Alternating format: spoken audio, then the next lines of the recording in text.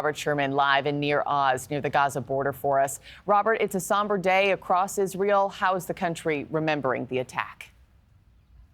Yeah, you see these kind of memorials taking place all over the country, marking what you have to understand is that October 7th is to Israelis what 9/11 is to Americans. Everyone remembers exactly where they were and what they were doing when those days' events unfolded, and everyone has a story. Amid all of the chaos and all of the carnage and all of the destruction, there are some stories of individual heroics.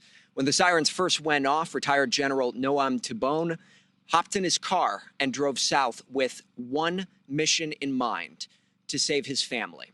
This is his story. Everyone has a story from October 7th. I was hoping you could share yours. 6:30 in the morning, my wife and I heard the sirens.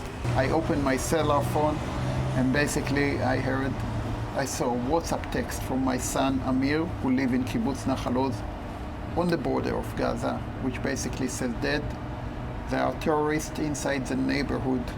At that moment, I become focused on one mission: to rescue my family. Something in my heart told me, you have to go there.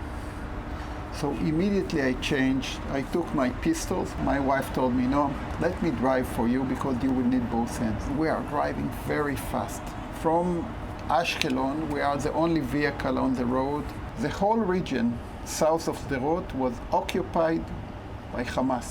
Suddenly, another military vehicle came with 6 officers from the paratroopers. And we asked them, "What is your mission?" And they said, "Nahal Oz," and said, "Great, let's go together."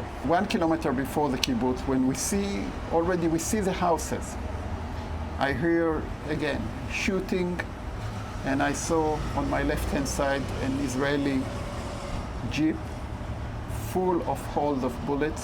On the one hand, 5 Israeli troops. On the other hand, attacking them, about 8 Hamas troops.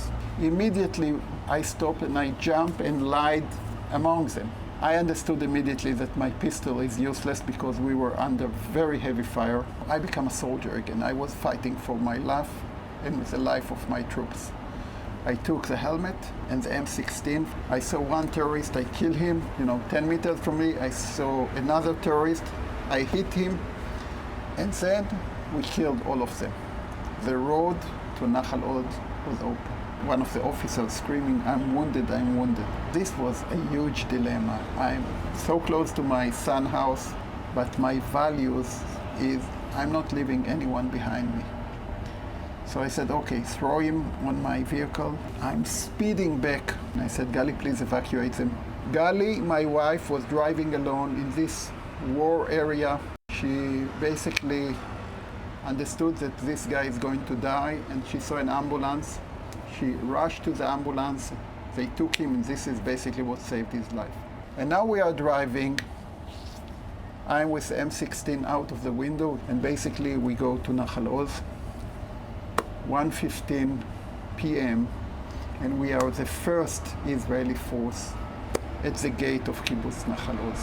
I saw my son's house, and the door was locked. And from the houses that I searched, when the door was locked, there is live people inside. I'm knocking on the window and I said, Amir, the Abba, Amir, it's dead.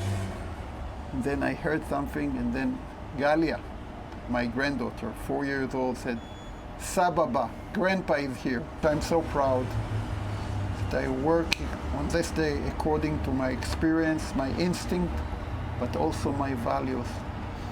I didn't leave anyone behind me. Everyone who I met on that day, I saved his life.